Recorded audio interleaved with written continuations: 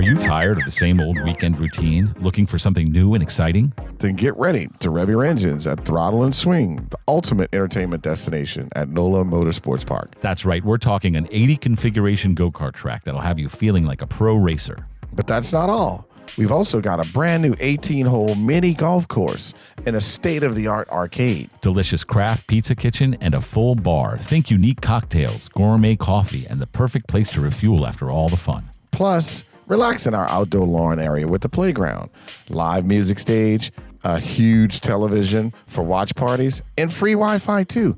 It's perfect for work or play. And if you're planning a party, Throttle and Swing can handle it. Any size gathering, we've got you covered. So, what are you waiting for? Head over to NOLA Motorsports Park on the West Bank and experience the unparalleled excitement of Throttle and Swing. Throttle and Swing at NOLA Motorsports Park. Get your adrenaline pumping. Chocolate lovers rejoice. Scandalous Chocolates has arrived in New York with 4 sensational new varieties. That's right. They aren't just chocolates. They're an experience. Premium edibles crafted with the finest ingredients, blending sweet and savory sophistication. We're talking 20 milligrams premium chocolate lips, sleekly packaged, perfect for on-the-go indulgence. Nuts, fruits, caramel, it's an affair you can take anywhere. At just $10, it's an affordable luxury. Fair trade, single origin, gluten-free, and vegan. Find Scandalous Chocolates at quality dispensaries like Travel Agency in Gotham. Scandalous Chocolates. When you're in New York, awaken your senses and delight your palate. The affair you could take anywhere. Scandalous.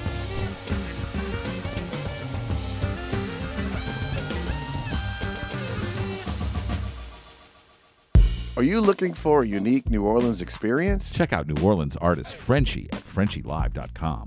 Featuring original artworks, prints, and more. See it all at www.frenchielive.com. Live event bookings are available. The gallery is open by appointment only. And for private showings or parties, email info@frenchielive.com. Experience the art. Experience the artist. Frenchie Gallery. www.frenchielive.com.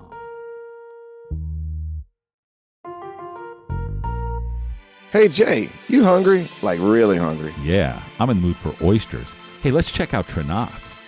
Oysters? I love oysters. Trenas features a wide variety of local oysters. Char, grilled, baked, and on the half shell, even the famous oyster log. Oyster log? I heard about that. You get 6 each of their signature baked oysters, plus 6 fried, all on a cypress slab? 42 oysters. We are going to love it.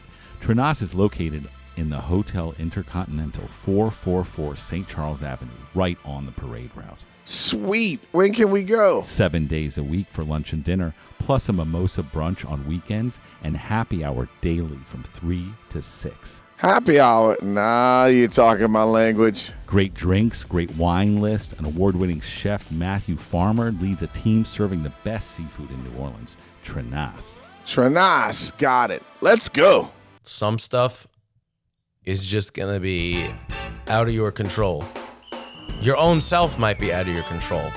I say this because one of the first times we played in New York City, I got food poisoning on stage.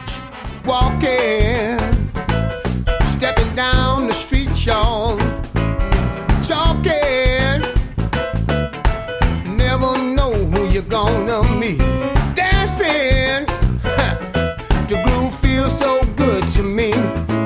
Singing, wow, yes indeed, y'all. Soulful living is all we know how to do. In the greatest place on earth, I'm talking about New Orleans, the greatest place I know. My hometown, the greatest place on earth. Yeah, yes indeed, y'all.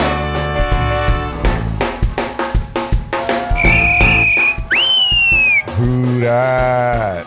Welcome back, ladies and gentlemen, to Only Good Vibes News Network, your source for positive news in New Orleans and Louisiana and beyond. Also, we want to give a shout out to my boy Shecky in France, who's always listening. Shecky, thanks, bro. Appreciate you, dog. Who dat? Also, Shecky is used to be the guy who painted me for many years. Oh, And really? he just moved to France, man. And he's holding it down in France. And hopefully we maybe go see him when the Saints play there. But I want to say hi to Sherry and Jack, too, there in Spain. We got a worldwide audience, and I always like to give them a shout out, right? So we are grateful and thankful for your time and also for our sponsors for making this possible. Let's get these good vibes rolling. But first things first, we have Sage and Palo Santos burning just for another successful and positive show. Secondly, I've already pulled earlier the 2 Zen cards. And the Zen cards I picked out, I'd like to share them with you just to bring joy to you and give you some inspiration. So the first card that I pulled, Pete, is balance, right? And balance, there's a little word on the front, and they have a little description on the back of what balance is, and just kind of, it's an armor for the day for me. It's one of these things that I always do. Just kind of throughout the day, you'll find like sometimes most of the time, they always hit like, wow, because you can use it. It's just kind of like a general thing, but it says balance. The center is not always the point of balance. When you find that place where balance is achieved, peace will result in all situations. There is no conflict, for everything rests without strain. You know what I mean? I just like let it happen, you know. It's a good point. It is. And then the next one is right action. And it says, strive to always do what's right, not in the eyes of others, but in your own heart. Others' thoughts are transitory. One moment they will love you, the next they will not. Act on what is right in your own heart, and there will be victory. Now that sometimes is tricky, right? 'Cause you're like, Sure. You always want to do your best. You always want to be doing things that, you know, like you think that you may help someone with. I mean, that's what givers do, right? You're always like, man, I'm going to do this for, you know, just like this program. This program is, I hope that it hits people. I hope that people are touched and understand that maybe they should start thinking more positive. But I can't make something and hope that they like it because I don't really know. I know I got to put out the best effort. That's the same thing with right action. And then, you know, you do that and then victory will be achieved. You know? You gotta give it a shot. This is our third, 61st show. So it seems to be working. So today we have the pleasure of sitting with Pete Murano.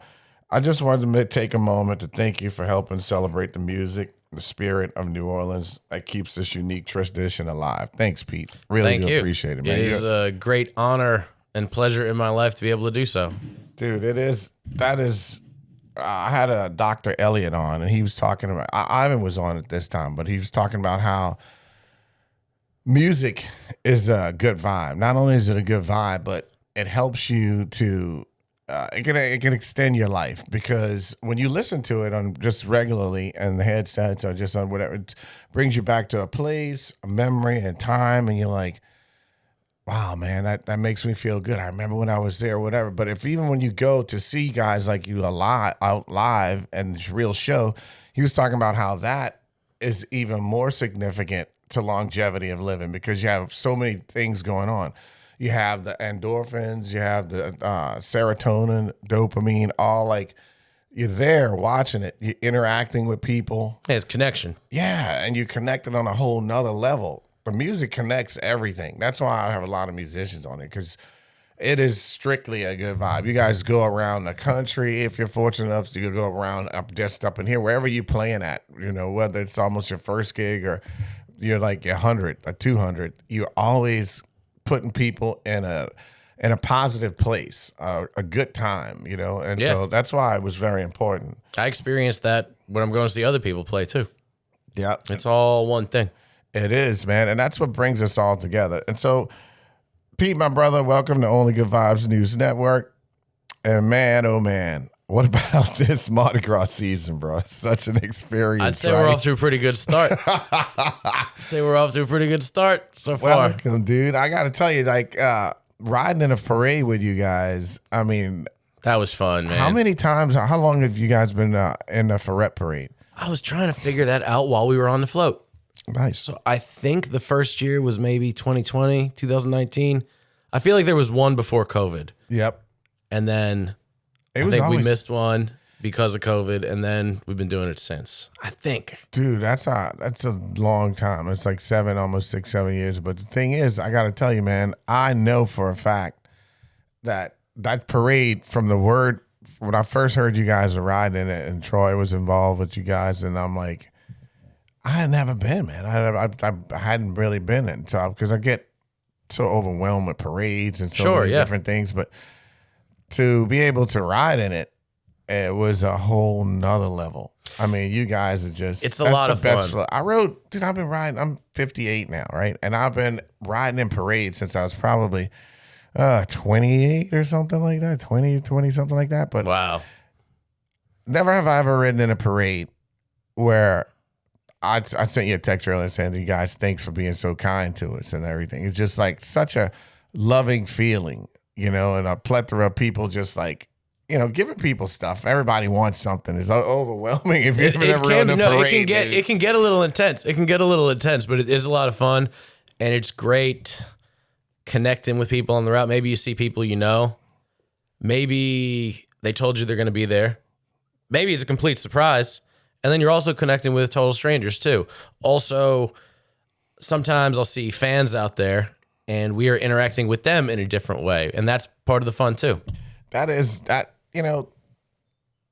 really, really true. Guys, I asked Sunpai, I did an interview with him, what does Mardi Gras mean to him? And he said, it's us at our best. At our very best. I like that. And that's exactly what we were talking about, those little nuances that you just said. Mm-hmm. Like somebody's supposed to be here. They may not be there. They may be another place. And then a brand new person that you just met. Like I've got texts from people, man.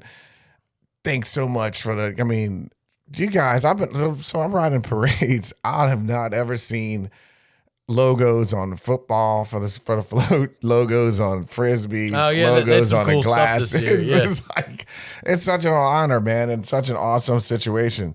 But for those who may not be familiar with your work, can you share a little bit of your music adventure with us? Yes, my name is Pete Murano. Around 2002, 2003, somewhere in there, I moved to New Orleans, Louisiana. I'm a guitar player. Around that time, I met Troy Andrews, widely known as Trombone Shorty, and we've been playing together ever since. That's awesome, man. I mean, the fact that you just met Troy, and I mean, you guys have been, from me watching you guys, have just like old souls. Like, that's a big compliment. Thank you. You know what I mean? Like, you guys, boom. Like, I believe we met each other at the right time in life for what we wanted to do, both collectively and individually. Wow, that's how it works, man. Like, I guess people try and hit that lightning in a bottle all the time with bands, huh? I think they do. We weren't trying. Right. It just, when I first started playing with him, one gig kind of turned into two, kind of turned into a whole thing. Around that same time, a couple big things happened.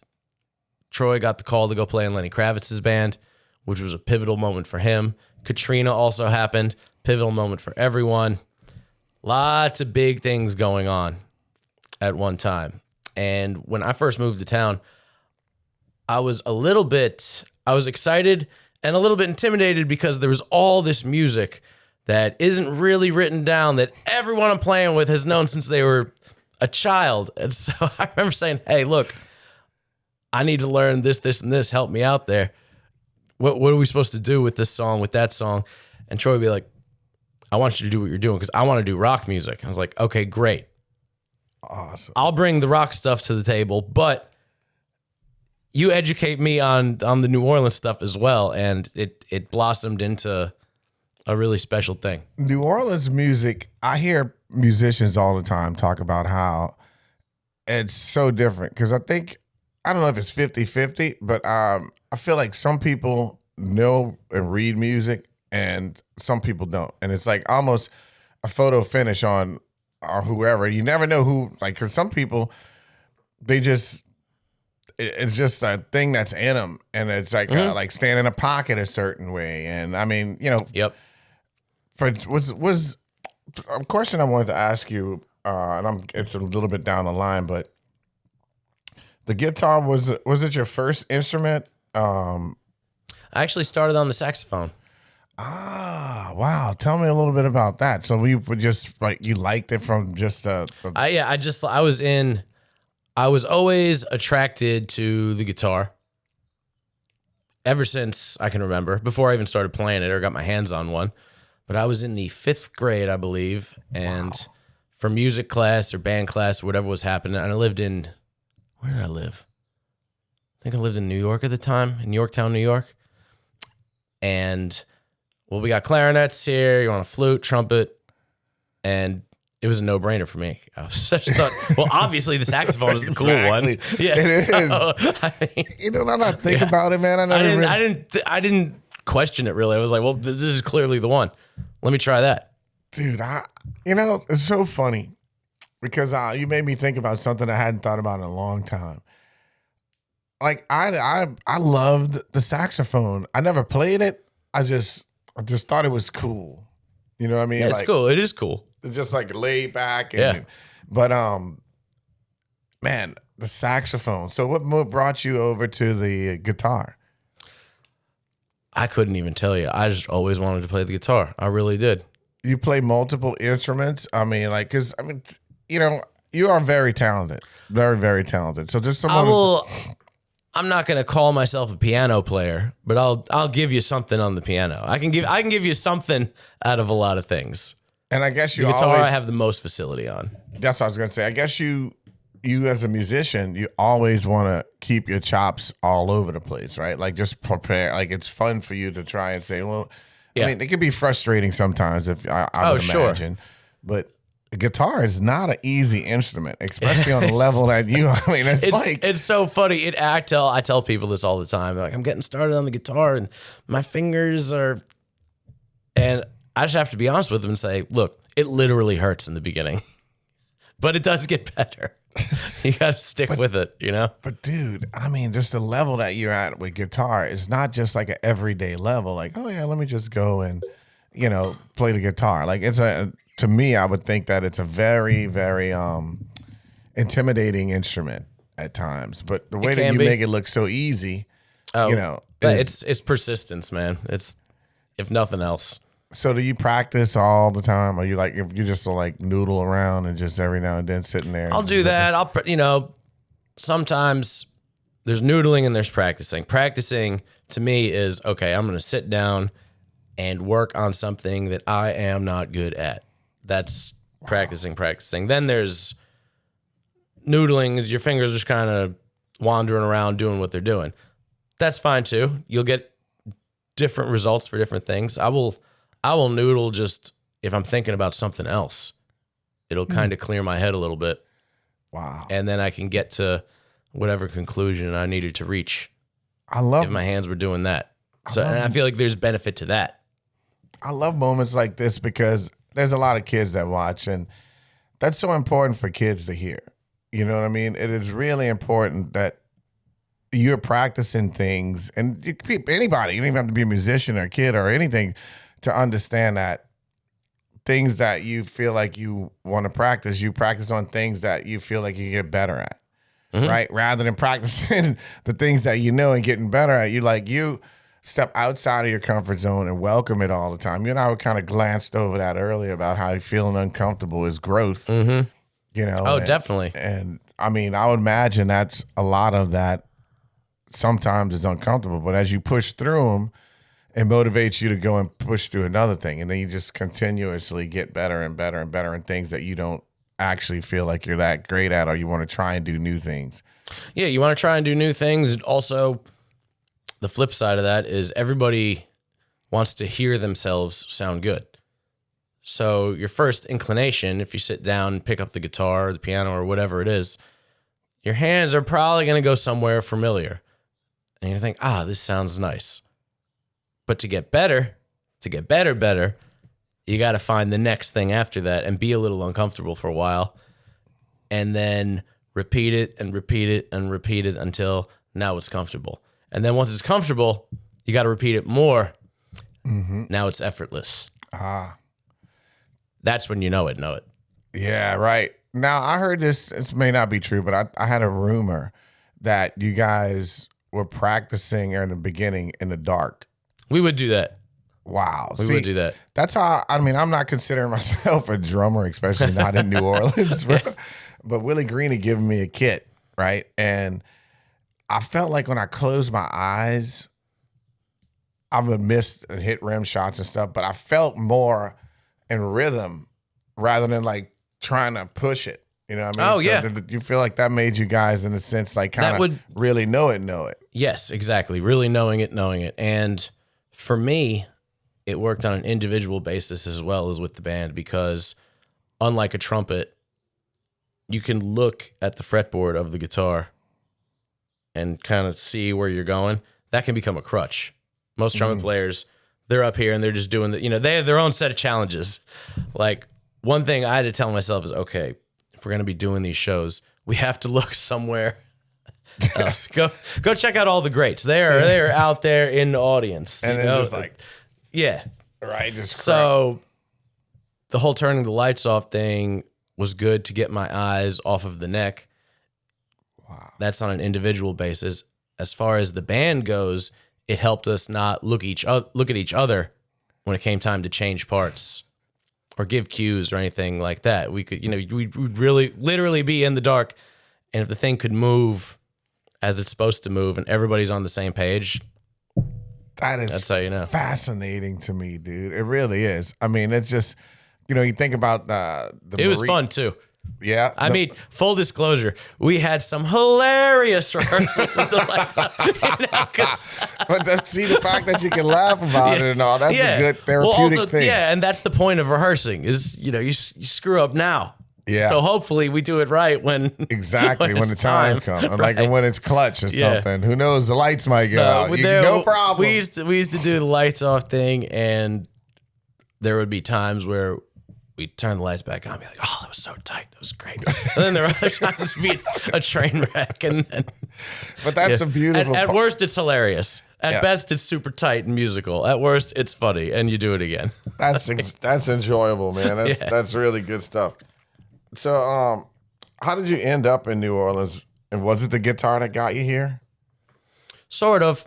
I was always kind of attracted to it, regardless of any other things happening in my life. I was born in New Jersey, lived in New Brunswick, New Jersey for I was about 9 or so.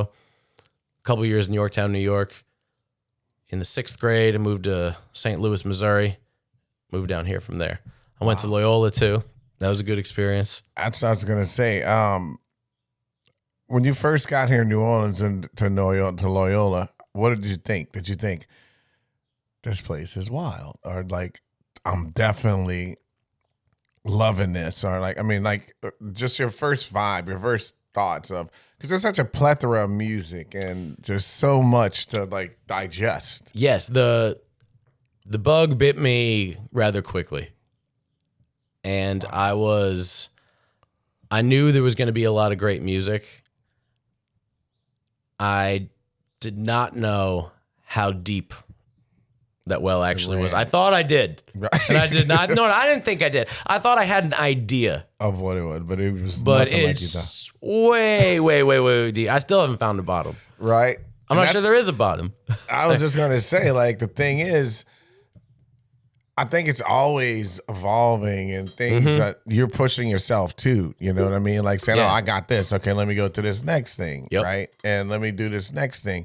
And I think that is always a place where you grow, right? Absolutely. And that's the part about growth and uncomfortableness, And as a kid coming here and absorbing all that, I think it's a great thing, because whenever you go into something and you're not, let's just say that you're the most naive and most fresh and most, the newest it's going to ever be to you. Like anything you do, like whether it's skiing or whatever it is, the first day is always seems like, oh my goodness. Like you see how this perspective you can't get again, because once you start getting it and then you become that thing. Right. Now you don't have that newness. You don't have that. You're like an OG now. You know, like some kids come. What happened? Yeah. So like Frenchie's cousin, Lil Dylan, who came from, he plays guitar, who just came from Colorado. You know, he just moved into, last year was his first year at Loyola Music. And this year they have the dorms. He's in the dorms now, you know. Even in just that little year, I can see him feeling a little bit more comfortable rather than just like, you know, like, oh man, there's just so much stuff to like absorb. And did you tell yourself, hey, look, I got time. I'm just going to take my time? Or did you feel kind of like rushed, like, man, and then you have to keep taking a step back and saying, okay, all right, I'm going to do this. And then I guess that the process, I'm guessing, like, was it challenging at times? Or did you feel like you ever want to say, dude, the guitar, maybe I should join another instrument? Or did you just like, this is my shit. I feel this. I'm going down this road regardless. The first part of all the things you just said, I did feel that, but I was unwavering in this is my thing. I'm going to figure this out. Boy, were you right. See, I love that. This is another teaching moment for the kids, you know? Here's Pete, man, who's done and played and done all sorts of different things. He had that same feeling that they may be having now, but he had this vision and he had focus and said, this is my thing. And just kept on driving through. I think persistence is probably one of the most important things you can have as part of your mindset if you're trying to pursue music or any kind of artistic endeavor. Because it doesn't happen overnight. It just doesn't. Let that sink in, man, because I could take that with this show. You know? There you go. I can take it with everything. Yeah. That's one of the reasons why I wanted to have you on here, because you and I had a lot of philosophical conversations. We did. About thought process and about how we get things done, about how thinking positive. And so it was just really intriguing to me. And I was like, man, Pete, you got to come on the show, dude. Oh, thank you for having. And 61, too. I'm like the Roger Maris of podcast years. That's right, dude. They can't ever take that away from you. Yeah. But no asterisks. It's a pleasure, man. It's a pleasure to have you here, because I think it's important for people like Dylan to hear, and kids coming. Like, so many amazing people come to New Orleans and find themselves a home all the time. And all the time. I always put it like dating someone, right? Like you may see them and you may just like go and visit like some place and you're like, wow, man, that chick, she was cool, or huh. And then you can't get it out of your mind. And then all of a sudden you go and reach out and you start making that wheel turn of you like getting involved with them, right? And then all of a sudden you really understand that you bit. You know, I love this. Like, right. I can't get enough. When you leave, you're like, damn, bro, I want to go back and see her again. You know, that's New Orleans. You like, you fall in love with it so much, man. And deeply. Deeply and intensely. Absolutely. Right. And there's a lot of things we can point out in life, first of all, that just didn't go our way, that's just not positive, right? But then there's a lot of things, and I'm talking about Louisiana, New Orleans, first of all, that we can just be like, dude, like us riding a parade on the sun, you know, just like, oh, like they have crime, they have all this stuff, but there is nothing, like you and I can't probably even facilitate the exact feelings, and we could tell people what we thought and what we felt, but until they're on that float with people screaming at them, like, you know, like, and then you're just like, man, this is cool. Well, there are all kinds of challenges to living down here that we all have to deal with, that a lot of people in a lot of other places don't have to deal with. I feel like we get these little moments, these little times that remind you, oh yeah, this is who cares about the X, Y, and Z, because this is the this is the thing. And you know what?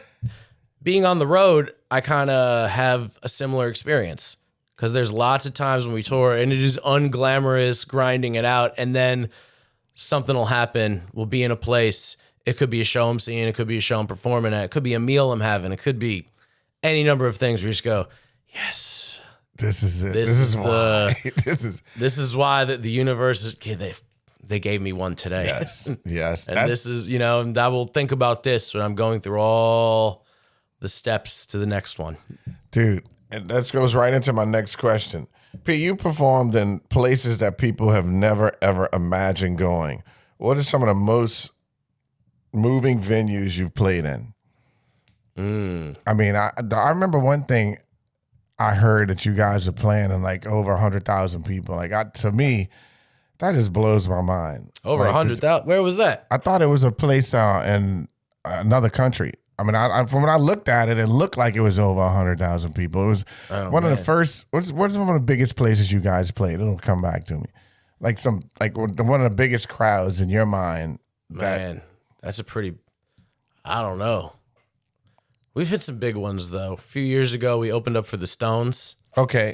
In Warsaw, that was in the tens of thousands for sure. Well, that's tens of thousands. Super cool. Yeah. It's over 50. I guarantee you that. Yeah. But yeah. So I mean, if you over 50, like if you're gonna round up, 60, 70,000 is pretty much close to 100,000. Throw in 30. Yeah. It's up there. It's up there. But one of your memorable, I mean, I don't want to think for you, but I know you guys play Red Rocks. Red Rocks is one of those places where it lives up to the hype. Everybody tells you how beautiful it is and how good it sounds. It's all true.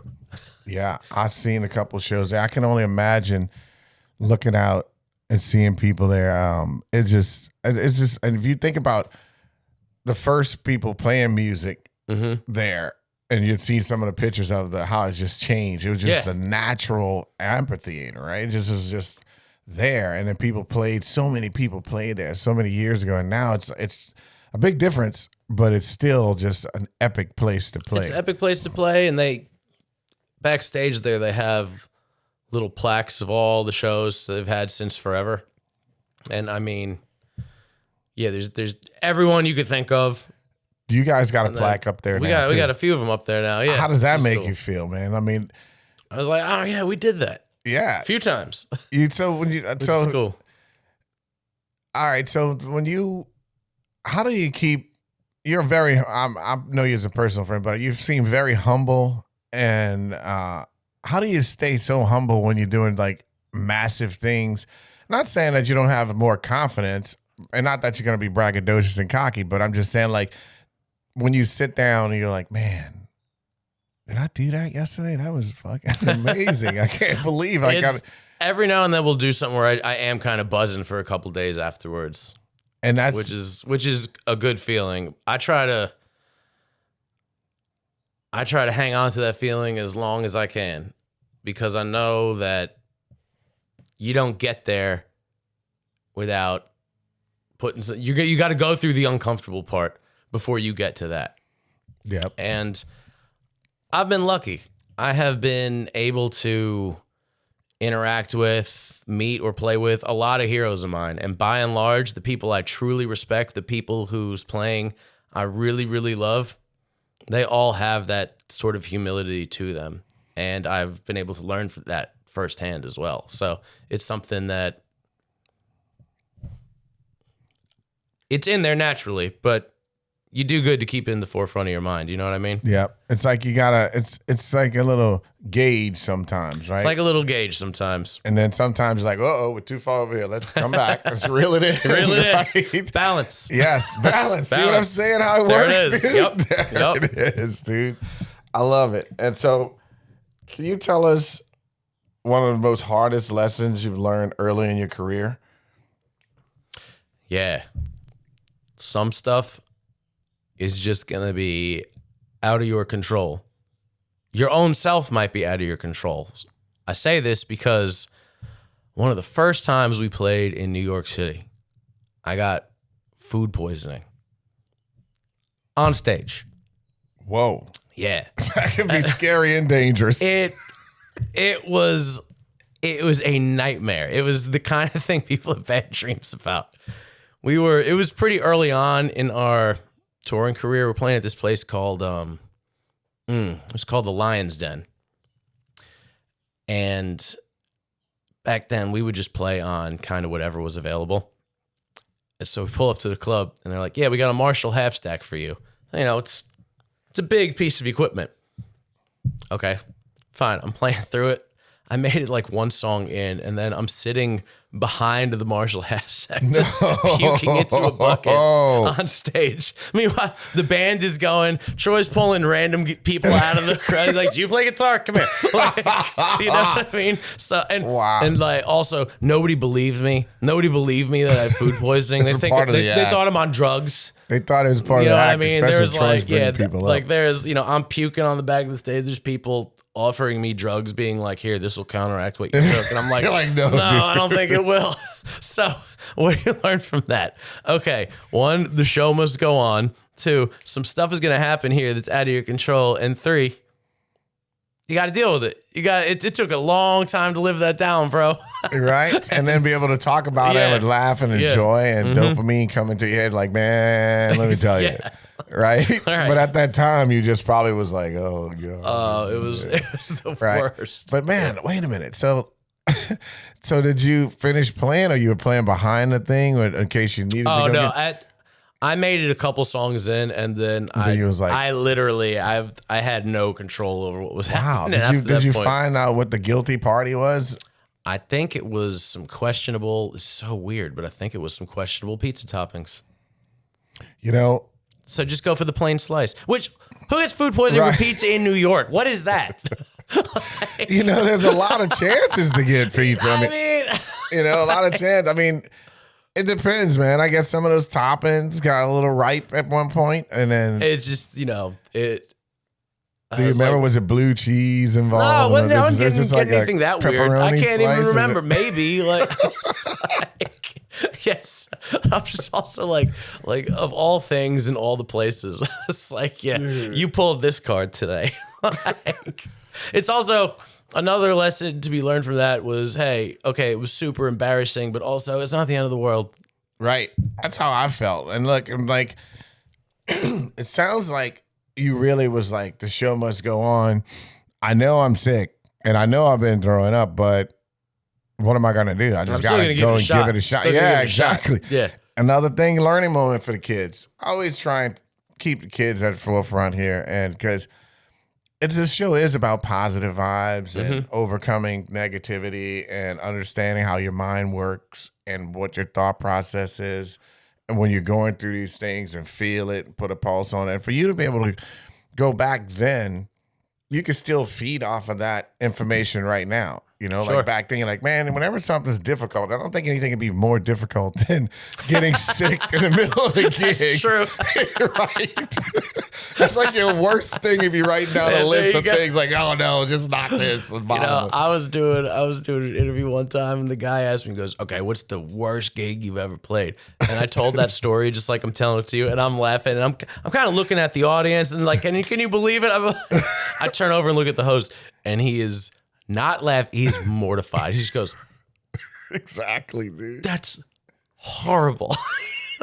But dude, but it's funny now. It is. And at the time, but that's the piece right there that I want the kids to see. Like, again, you and I preach this on this one. Maybe the universe wants us to get this out, but that uncomfortableness again. Yep. There is nothing more uncomfortable than being sick on stage, but you still, okay.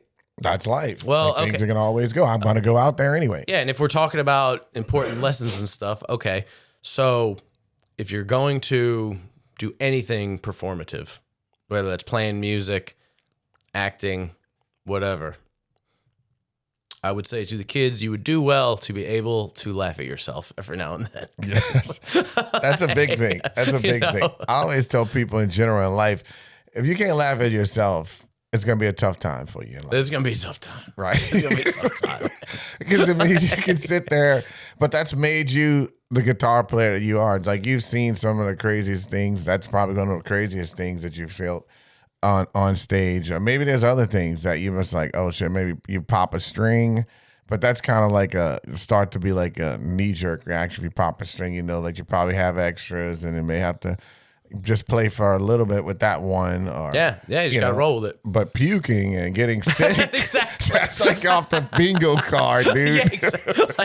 You're like, those like Powerball type odds. Yes, exactly. But you made it through, bro, and you're shining.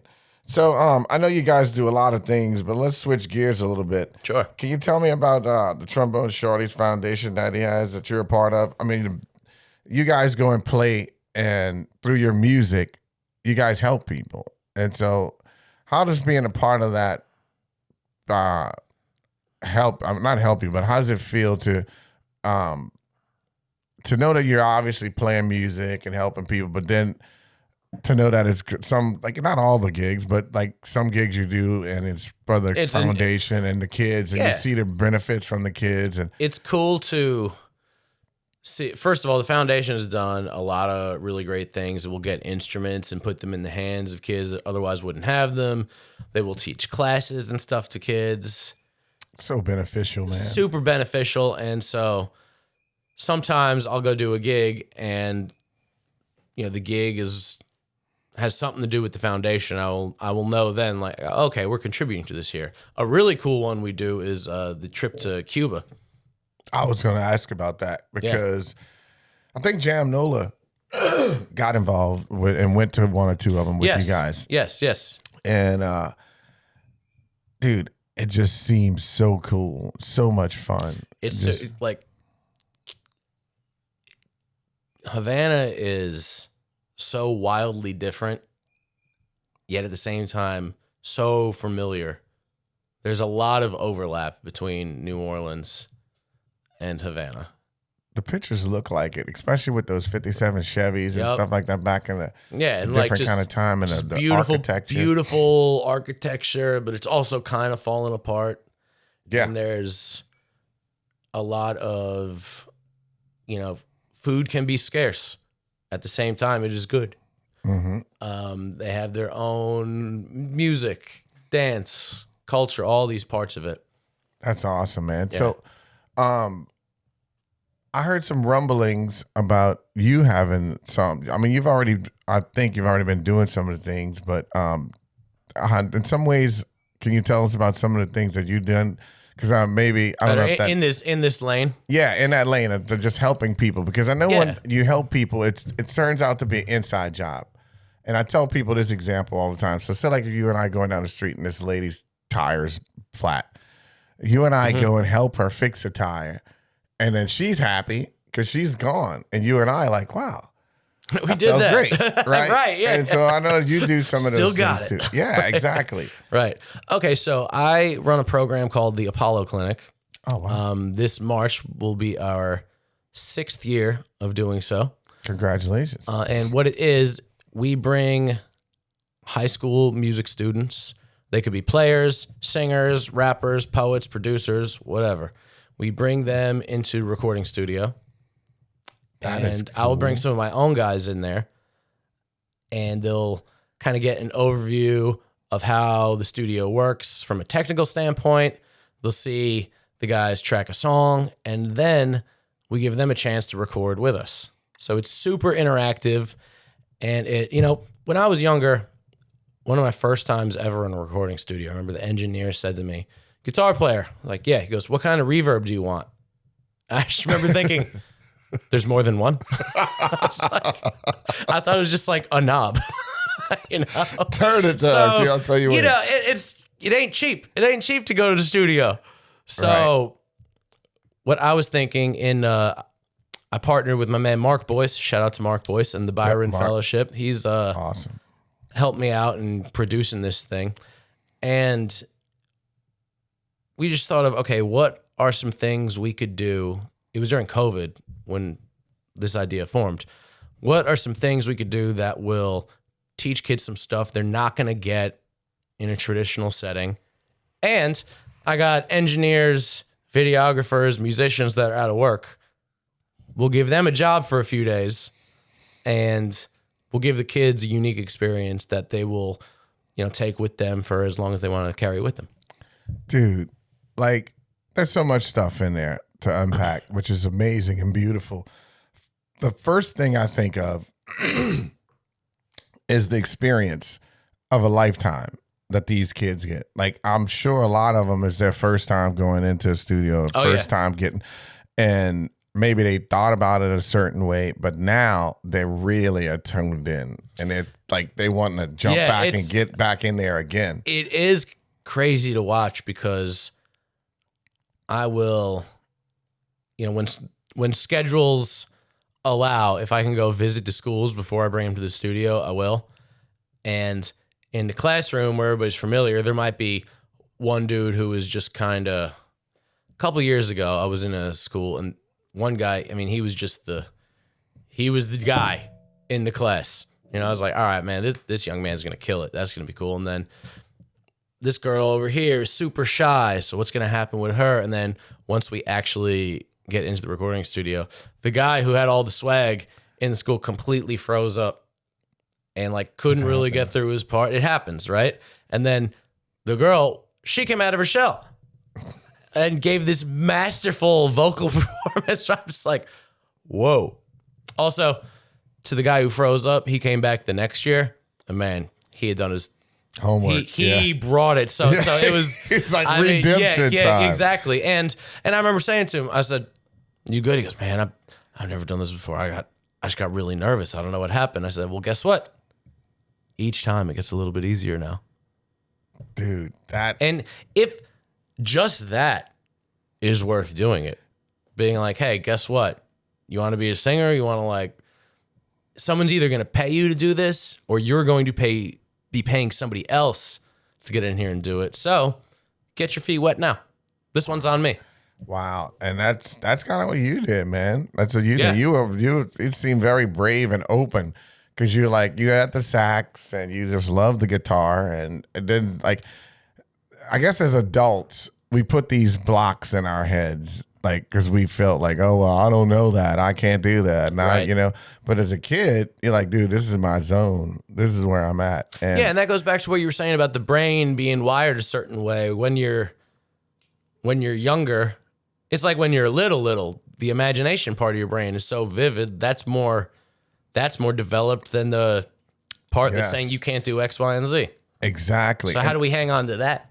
Yeah, there you go. That's something for us adults here to think about, embracing that uncomfortableness. But I want to go back a second. That has to be so gratifying to see, like that change in those two. And it kind of keeps you going, I would guess, because you're like, you don't know. You may think this person, this guy's going to kill it. And you never know. And then the girl who's quiet, and she just burst it out. That had to be really powerful for you to say, you know what? We got something here. It was. Like, that's really... That's meaningful stuff, It was powerful for me to experience that. One of the people that I hired to work with me on this kind of took that girl aside and brought her out the shell a little bit. And so that experience was super cool to witness and be a part of. Also, I'm learning things about myself just as a producer. Okay. Hiring different people, hiring the right people to get them in the room with this group of individuals, who's going to click, who's not. I'm not sure I would have learned that just left to my own devices. This word, a lot of when I think about things and I hear a word pops into my mind and I kind of like focus on that word. When I hear you say that, I think of the beauty of organicness. Right? Yeah. The beauty of you, again, you're helping these kids acknowledge things inside of them. And you're bringing it to them to notice. So you're getting something from it. Again, I always say helping people is an inside job because it's inside of you and you feel it. Like you're not going to ever forget that time. So like when you're bringing kids in and now next time you look and you're like, you never know in this group who's going to do what. It should be fun. Let's go in and get our hands in. Man, that's a great Apollo. What's the exact name of it? The Apollo Clinic. The Apollo Clinic. Wow. What an epic name, dude. Because the Apollo, I'm thinking Sandman. Right? Right. But it's a tough crowd. It's a tough, it is. It can be. That's a beautiful name, too, man. Yeah. That's some good stuff right there, man. Right on. Thank you. I'm any way I can help. Man, just come. I'll let you know when we're going to be doing it. End of March, this coming March. So you just come by the studio. My birthday's March the 7th. Well, there we go. So March is my month, dude. I'm ready to help. It goes, so what's the most memorable moment of a success story that highlights the impact of the. You already answered this. I just realized it for the foundation with Troy and those guys. Seeing them, the kids there when you guys have played, and then Oh yeah. and Cuba. For Cuba me, has to be I a would circle and a that star, would right? I would answer that question with going to Havana. Yes, absolutely. So who can go to Havana? Can you just pay and like find out when you guys going and just get your own trip and get there? Or how does that work? I feel like it is a constantly evolving scenario. Not to get too political. I believe what happened was Obama eased a lot of restrictions. Trump kind of put them back. Yep. And then since Going then back we've and had a forth, back couple. and forth. Yeah, and I think the way it works now is you can go there as an American. I'm not exactly sure Right. what all that entails. Right. Man, dude, the truth is you guys have helped so many people with that program. And even like people Yeah. I know adults chomping to get a piece of it and to go. Pardon me, not everybody is actually able to go. And a lot of times when you guys go there and you make it available and give everybody a bite size of what's there, Right. it spurs the motivation, and once you hit Definitely. some results, you're seeing results from you guys, and that's what I want people to do from this show in essence, right? I want them to see us. I want them to try thinking positive, going with uncomfortableness, making it feel like it turns into growth, get some results, and it spurs their motivation to come back. Oh, You know what I definitely. mean? And It that's kind of definitely what does you that. guys have done with the Havana thing. Like, this thing is blowing up. It's blown up, and it does. It's a very cool thing, very positive thing. Just the straight up. Here's some instruments going to Cuban students. Here's some goods or supplies going to those people. That's the main thing. There's a whole bunch of other little small great things that happen because of that. For example, when we go down there, we'll play a show, and then there'll be other Cuban acts. Might be Los Van Van, might be Just any local ones. yeah, other acts that tour internationally that really don't get the chance to play big concerts in Havana that much, but the crowd there knows the music and loves the music. And so we'll get on a bill with them, and it's like, well, they get to come do a hometown show now, and all the locals, they get to come to the show as well. And so like everybody benefits, which is really cool. Dude, that's a beautiful thing. I really do. I really love that. And what's your favorite positive word or statement? And I mean, that could go with anything. That can be like, Well, we've said them. We've said them that's what I was already. about to All right, say. I was we going to said say them. like some of the ones we said. You already said a bunch of them. If there was one word for it, I would say persistence. That was the word I was going to use too, and fearless is what I think about. That's I a good think one. about you. Thank you. I'll take that compliment. Dude, I mean, a dude starting off at a young age like that, liking the sax, and not even, I just can't get past the part of, and it's just through my own eyes, how difficult it is to play the guitar. But you're like, that is my shit. I'm in there. Hey, and then look at you now. Well, my persistence would be the word. The phrase would be, what did we say earlier? Give it a shot. Yeah. You got to try. Because left to our own devices, you kind of have to enact a little bit of positivity, whereas negativity is not necessarily the same. For example, if I was going to say I want to be in the Olympics, I want to try out for the skiing team or whatever, right? Mm-hmm. You try out, you might make it, you might not. Okay. But if you don't try out, You're definitely not. So like that, like left to its own devices, that's its own thing. You know what I mean? You gotta put the thing in motion sometimes, right? So You nailed it. give it a shot. You nailed that one, dude. Yeah. And so I'm gonna ask you a question. Like I'm gonna ask you this word. This is very there's no right or wrong answer. It's just a couple of quick things before I'm gonna use to get you out of here on this. So you may be a little bit biased with this first question, but what's your favorite parade? Crew Ferret, baby. There it is. It is a great parade. It is a great one. You know, I was going to say my favorite one is La Crue d'Etat. I like Crew d'Etat. I like Crew d'Etat because they have all the skull stuff. Yes. Zulu, obviously, is awesome. But, I mean, dude, let me tell you, Ferret is up there. And those hats are a major thing. And everybody, Troy's beads, it was a photo finish between the trombone. The bling was good. The bling was good this and the year. hats. I also really like the glass beads. Yeah. Oh, dude, glass beads have been.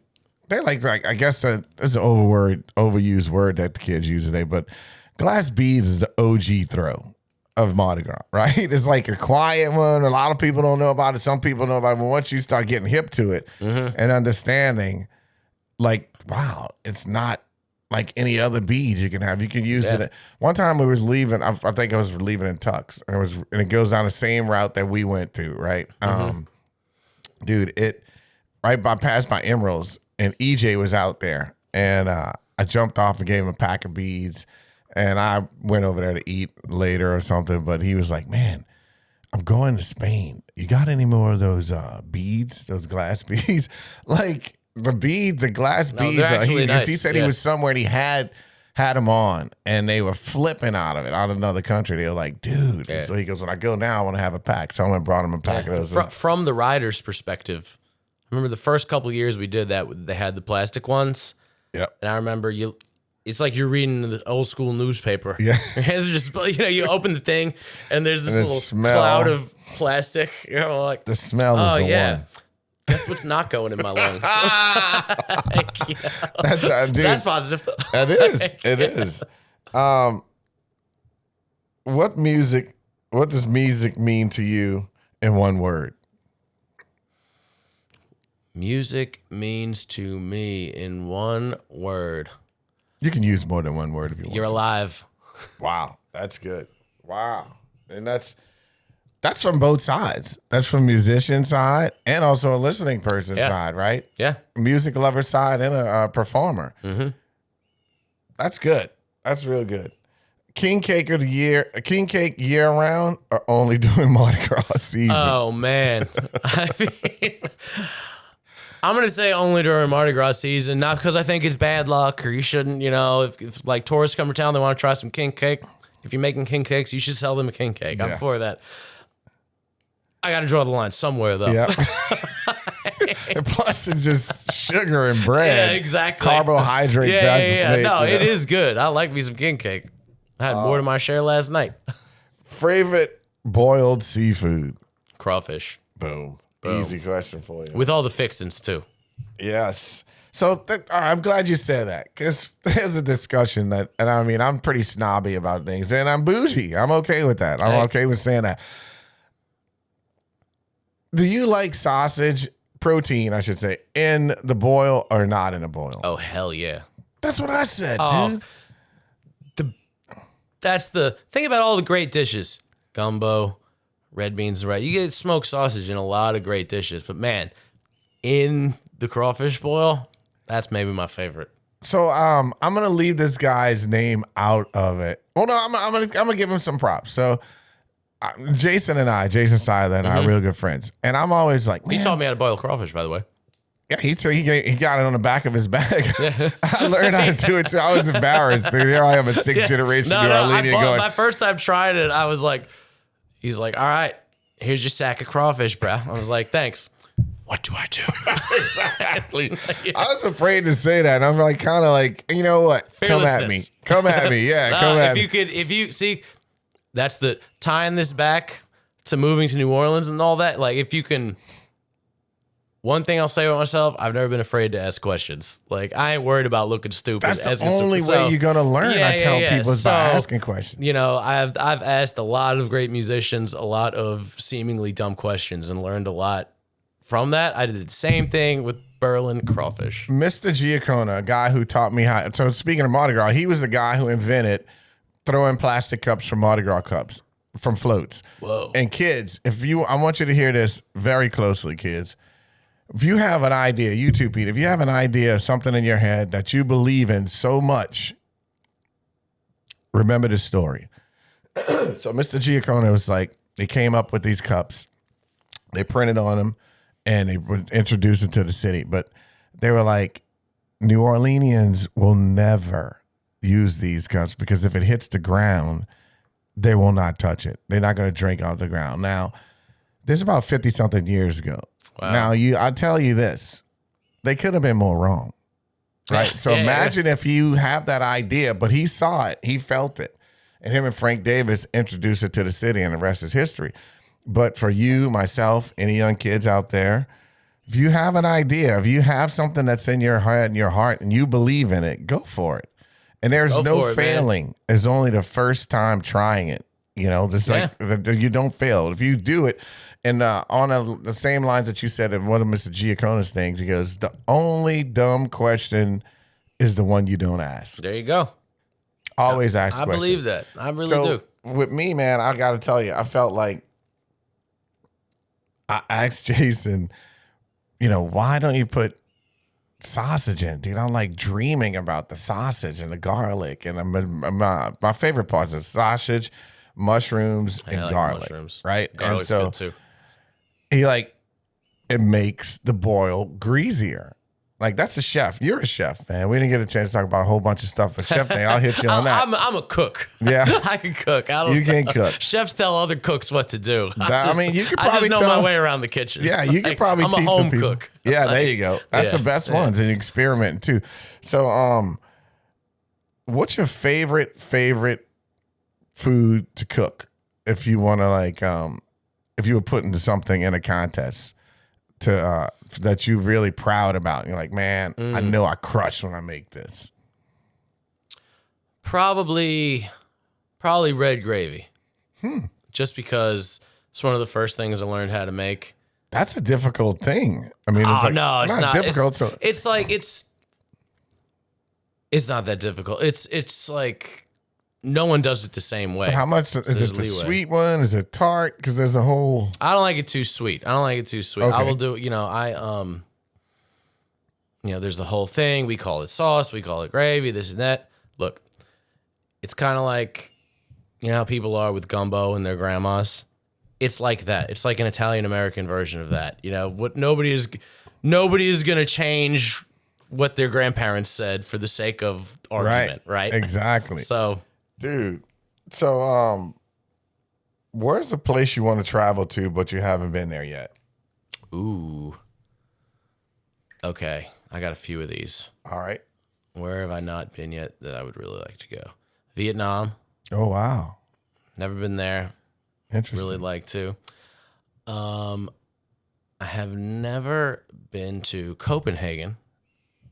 I heard that's pretty awesome. Yeah, it is. I mean, I've never been, but there are many Caribbean islands I have not been to that I would like to really thoroughly investigate. How can you not like a beach, though? Right? I'm a beach type Me dude, too, man. Dude. I really love am. the sun and sand, dude. Yeah. What's your favorite sport? Favorite sport besides throwing beads and frisbees and cups and whatnot? Yeah. Man. Normally, I would say football. However, I really enjoy the Winter Olympics. Dude, I was watching it last night. It's downhill incredible. Skiers, oh my God. 75 miles an hour on blades. It's like, dude. It appears to defy physics. At the same time, it is pure physics. It is. So, wow, that's exactly correct. Yeah. Ding. We don't have a bell yet. We'll get you one. I'm going to get you a bell. That'll be my contribution. Exactly. We have a whistle. We don't need a bell. Ding, ding, ding, ding. Yeah. So, man, Pete, first of all, man, thank you so much for your time. Thank you for having me. It means a whole bunch to me. I know that we want to do this, and I'm just so happy that you can come and check out the fan cave. I got a couple of your set lists up here. So all set lists up go on the top, right? Cool. And I just constantly put them in. So what you want to tell anybody how to get in touch with you guys, how to maybe can maybe get involved with maybe supporting the foundation, Apollo coming up? You can go to Apollo Clinic on Instagram, or you just go to Pete Murano on Instagram and hit me. You go to PeteMurano.com. Awesome. And then TromboneShorty.com for all things Trombone Shorty and Trombone Shorty Foundations right there. And Awesome. yeah, man. we're easy to find. That's awesome, dude. And I always like have these big 6 things that I tell people that they can do that's all right, right? For whatever, at the end of every show, I tell them it's empathy. The first 3 things is have empathy, humility, and compassion for yourself first. Because when you have it for yourself, that way you can give it out. And mostly for highly motivated people like yourselves and myself, like we don't always do that empathy, humility, compassion piece for ourselves because we're always climbing and going up and feeling uncomfortable. We never really think about where we came from. Not all, a lot of us. A lot of us do, not everybody, but I don't want to generalize. But we often think about, as humans, where we're trying to go and what we're trying to get to, opposed to, let me pat myself on the back for a moment or pour some Gatorade on myself. Oh, I'm way more likely to beat myself up. But see, yeah, that's why you got to have that empathy, compassion, and humility for yourself. Anybody who knows me is going to be on here like, he's on here talking about positivity. This guy. Well, hey, man, look, you're already doing it. That's it. You're doing it. You're a great example, too. And you have so many lessons that people can take because people are going to get some results if they listen to some of those things that you said. You know what I mean? We were talking, I'm learning from this just by talking about it as well. So it's, like you were saying, it's symbiotic. Exactly. And the same thing that you're doing, like that same approach, I would push back a little bit to say that you are a very positive person. Well, thank you. Because you would have never gotten to where you were if you were a negative person. Like, I'm never going to be able to play this. That wasn't your thought process. And it's very important for us to tell you got me there. That's very important for us to tell ourselves these positive things, even when they're not there yet. Because all your subconscious is possibly doing is waiting for marching orders. If you keep saying, man, I suck at this, I'm never going to be able to do that, then you probably are going to suck. You probably are not going to get it done. But that wasn't your thought process. Your thought process was, I'm doing this, dude. I'm all in. Yeah, we were watering the plants, seed, yeah, and the seeds, and you grew into it. Those are the first 3 things, and the last 3 things is always help people, because we say help people is an inside job. Yep. Every day, try to be better, and the reason why is because we don't know one person that is perfect. No, everybody's not a one. No, right. So that means that we can turn the page, start over tomorrow. Yeah, brand new. And then the last one is the one that I love to talk about. It's leave the world better than you found it. Now, you can do that in many ways. Food, water, air. Sure. What I'm talking about is waking up today, not knowing someone, go to gas station, post office, wherever it is, meet somebody, have a good encounter with them, and move on. And both of you guys go and do that 3- and 4-fold. Isn't that leaving the world better than you found it? And it doesn't cost anything. I'm for that, man. I really am. There's many times where a small, seemingly meaningless interaction might just be like, ha, well, how about that? Exactly. You know what I mean? And that's what starts happening. And so once you're doing that and looking at it, it can be exhausting sometimes for the people around us. Like my wife is like, dude, you've been talking to this guy for 30 minutes. You just, you're like, I'm starving. Exactly. But funny. Those are the big 6 things, man. Sure. And I always tell people, share, like, subscribe to our show, and pass it on. And remember, the world is full of good people. If you don't see one, be one. Hey, Pete, thanks for everything, man. Thank you. You did fantastic. Appreciate you. Who Thanks for dat, having brother? me. Who dat? Yeah, you're right. Walking, stepping down